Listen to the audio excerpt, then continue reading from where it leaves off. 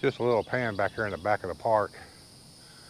Some of the different units they got that you can rent. I think that's for rent.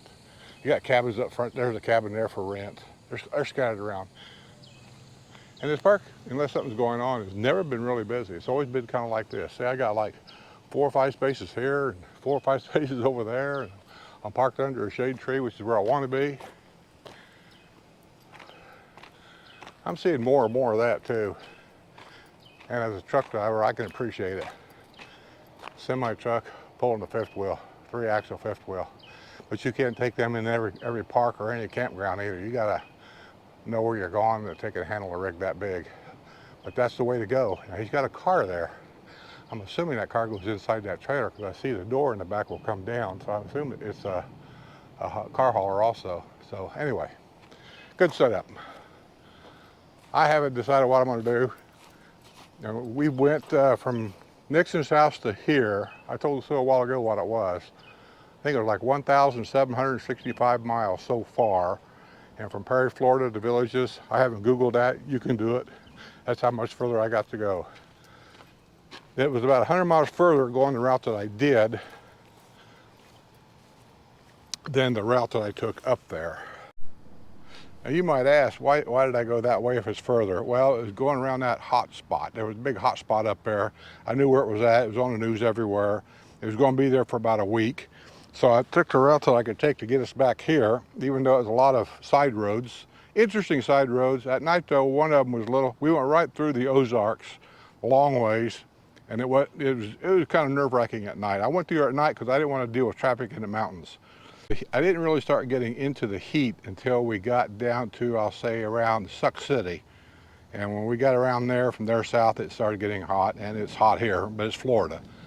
But I hear the thunder, so we're going to get some rain. Maybe it'll cool things down. So with that, I'm just going to say thanks for following us this far. Morning, everybody. The guy over there walking his cat. Some people say you can't do that. You can't leash a cat. They don't walk. I see it all the time in these RV parks. See? It's a cat. Has no trouble. Well, sitting out here having my morning coffee. Getting ready to start unpacking, depacking, whatever you want to call it, and put everything back the way it was so we can make the last stretch to the house. I got to, you saw the part where we hooked everything up, sewer line and water and electric and all that stuff. The only other thing I want to do here is I want to, on my water tank, I'm down to a third, which is really plenty for me to get to the house, but I'm going to go ahead and put some water in there, put about half a tank probably. You might say, why? Well, when this thing is sitting over there in my storage lot, I go over there from time to time just to tinker on some things. We had one hell of a storm here last night. There's some damage on the other side. Tree limb fell on somebody's camper over there. And I was fearing that last night because I'm parked, as I showed you, underneath this big oak tree. And I didn't know there was going to be a storm. It was just one of them pop-up storms from the coast over there. And man, it was pretty intense. So we came out okay. So sorry for that guy over there, his camper. And there's another one over there too. Says she was walking Buddy this morning where there's a awning that blowed off a camper. Apparently the people left to go somewhere, and the storm hit, a pop-up storm, and it blew their awning off. And I'm sorry, but that's the owner's fault. Never, ever, ever do you leave your camper to go anywhere, especially in Florida, especially close to the coast. I don't care if you're going to be gone for 15 minutes. Put the awning in. So if the storm comes up, it's gone. And who knows what that'll cost. Depending on damage, I suppose. I see several limbs down over there. I don't know if I'm going to be able to walk over there or not, because they're working. I got piles of tree limbs and things next to the road.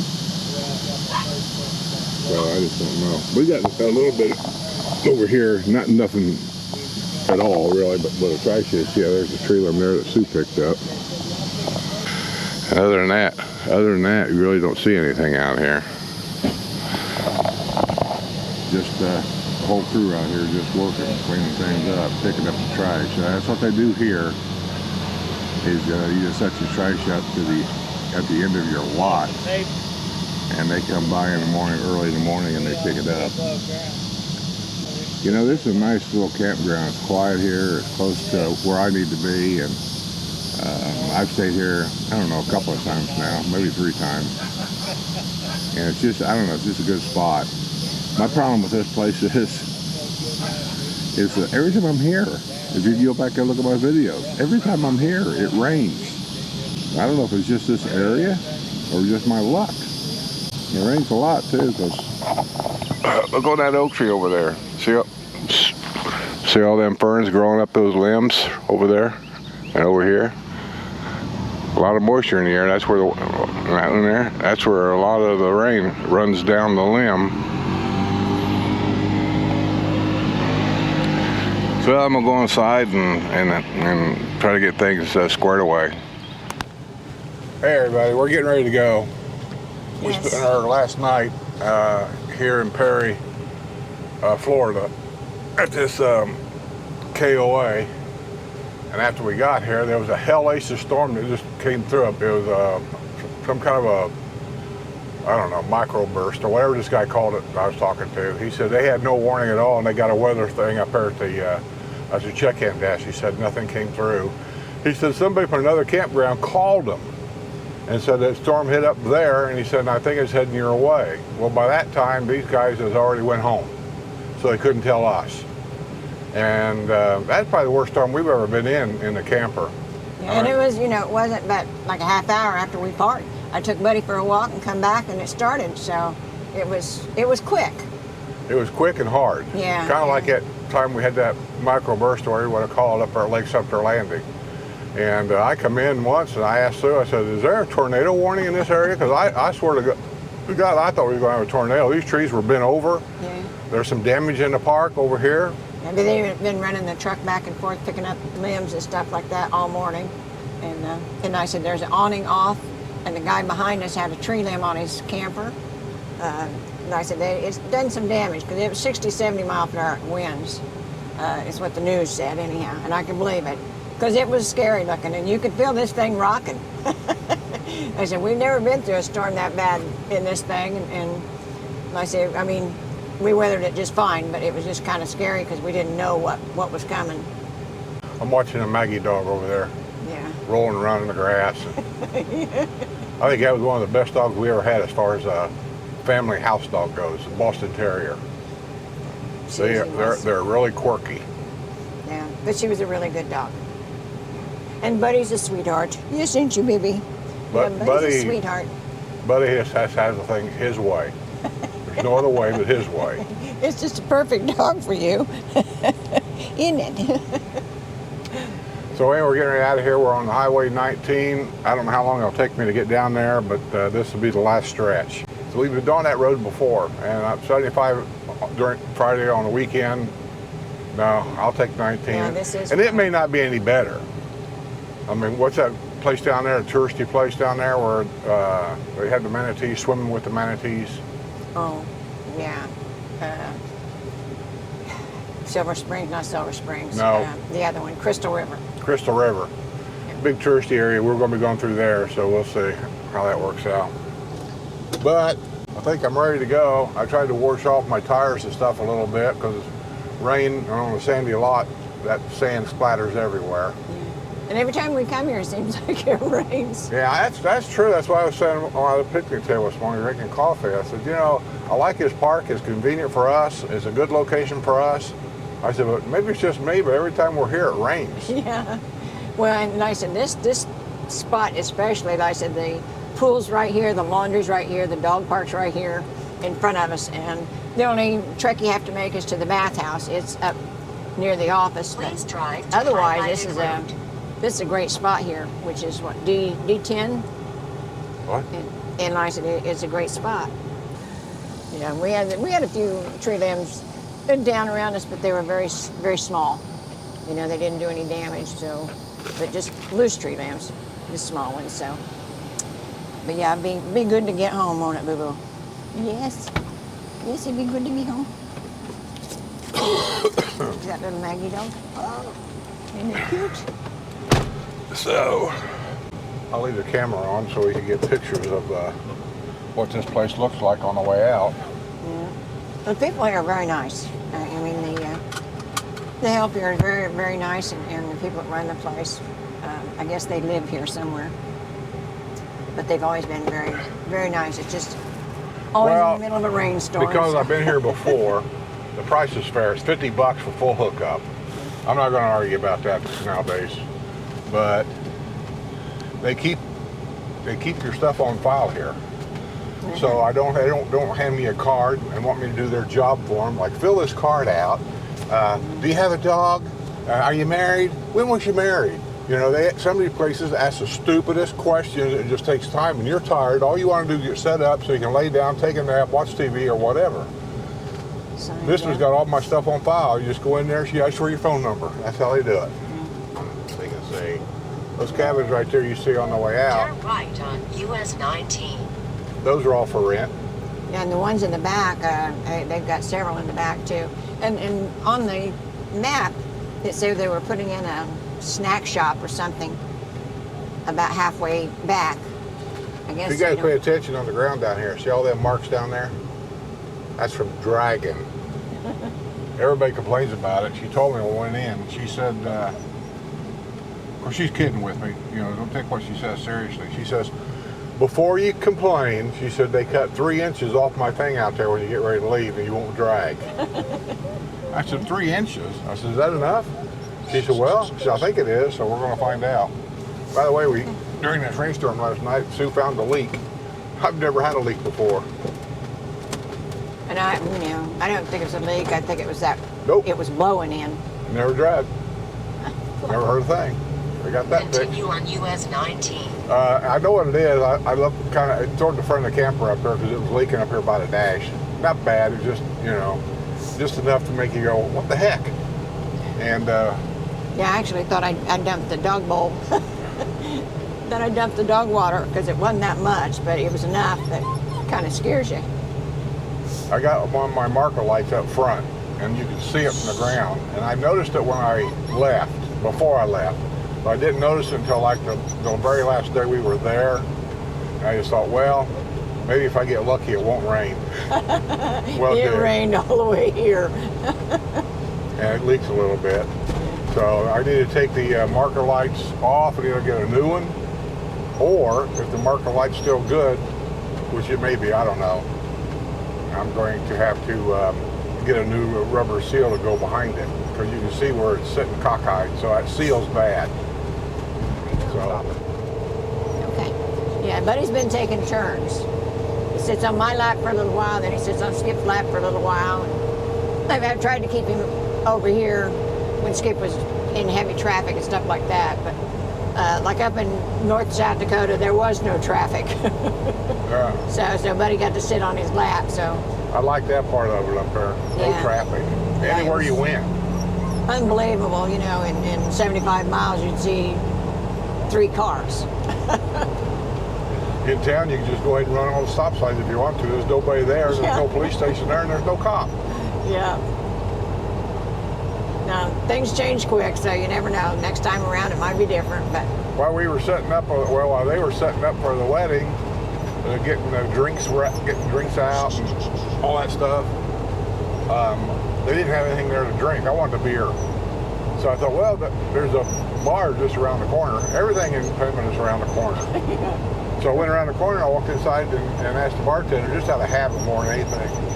I said, "Can I get a beer to go?" And he looked at me and goes, "You see a cop out there anywhere?" I said, "I haven't seen a cop since I've been here." He said, "We don't even have a police station. You can take a beer and go anywhere you want." So I felt kind of dumb. Yeah. So, sometimes that's a plus, sometimes it's not. But and I said we didn't see anything happening there that would call for a policeman. So Nixon's now husband told me, he said, "This is like the Wild West up here." Yeah. He said, "We just do what we want to." So I don't know if that's good or bad, but they seem to like it. I don't mind the small town. maybe not that small, Yeah. but I just don't like being in the middle of frickin' nowhere.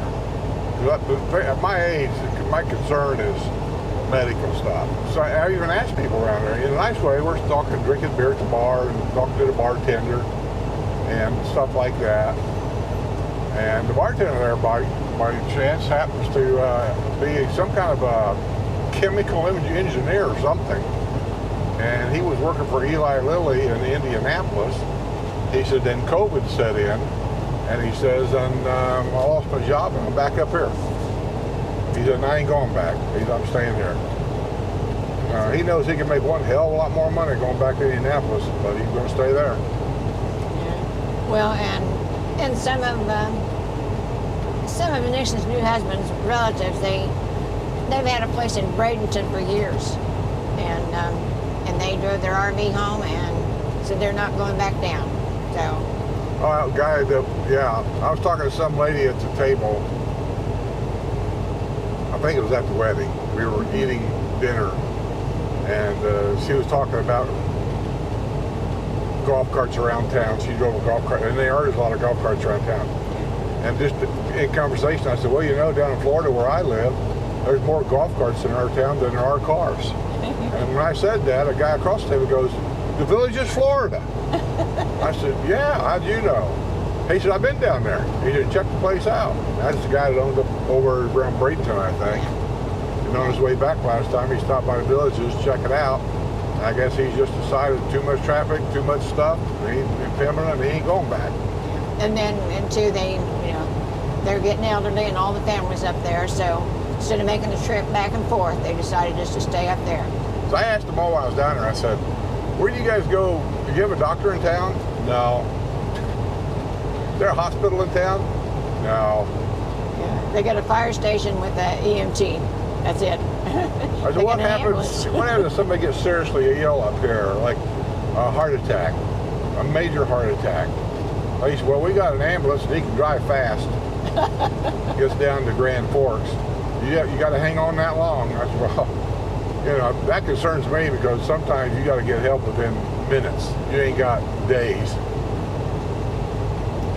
But that's how they take life up there, just kind of easy come, easy go.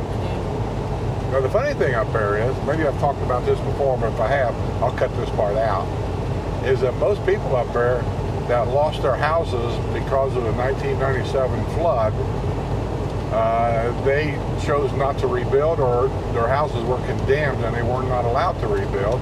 But those lots are empty now. There's no homes on them. And I'm looking at them lots and I just had thoughts in my mind thinking, you know what? A small town like this probably doesn't have very many regulations in it. And I bet I could put a concrete slab on one of these lots because you already got water and electric there. Most of those you can still see it. The pipes are above the ground. It's there. And then that way, if I come up here again, I can just park my RV there, and you know, I don't have to worry about bothering anybody. But nobody knows what's for sale, what ain't for sale. It's weird. Because I asked different people, and they kept pointing me a different direction. I talked to one lady that I know knows something, and I said, "Where do you find that?" "Oh, you'll have to probably talk to the commissioner about that because." They keep all that under file, and we don't even know if the original people still own it. We don't even know if it's even for sale. That's what I'm trying to find out. What lots are for sale, if there's any for sale, and if there is some for sale, can I contact the owner and ask them? No. And 4 or 5 people, same thing. We don't know. We don't know if anything's for sale or not. Well, one person told me, and I believe this story. She said they generally don't advertise anything property here for sale because they don't want any Canadians coming down and buying it. Because they're right at the border, so they have a lot of Canadians going through. Well, they're mad at them right now because over at their campground, which I don't mind staying at that campground. I've seen it. It's walkable to town. Yeah. But everything's walkable to town. It's a nice little park. They got full hookup and everything. It's like $25 a day. You can't beat that. And there's a dump station there, separate from the full hookup dump next to your site. And that's for people that's coming through that want to come over and just dump. It's $10. And it's an honorary system. There's an envelope thing there. You put $10 in it. I guess you sign it and drop it in the mailbox, and that's it. Well, I was going to go down and dump, but we were getting kind of full. Not real full, but kind of full. And then the lady says, well, you have to rent a site if you want to dump. I said, I just want to dump. I don't need a site. I just want to dump. Well, the Canadians broke the dump. I don't know what they broke, but they broke something in there, and they're pissed. The water system and the dump. Anyway, we're going to head to the house. Let me turn this back around so you can see us. I don't know if they can see us both or not. I assume you can. Yeah. So we're going to head to the house, and I'll try to shoot video when we get maybe in a couple of towns as we're going this way, and we get into the storage lot, and maybe a little bit when we get home. That'll end this whole trip. So with that, tally ho! Hey guys. Well, we're home. We got, I think, most everything out of there. Anything we forgot, I'll come back over and get it later. We have to do a little cleanup, I think, in the refrigerator. We spilt milk. When somebody tells you in a camper, open refrigerator door slowly, that's a good reason. Usually it's eggs. We've never dropped any eggs. No. And this is really the first thing that fell out and made a mess. What happened was, we learned a lesson. Don't buy anything you put in the refrigerator that has a flip lid. Because if it falls over at the vibration of rough roads, which we've been on a bunch of rough roads, things vibrating in there can vibrate backwards and open it.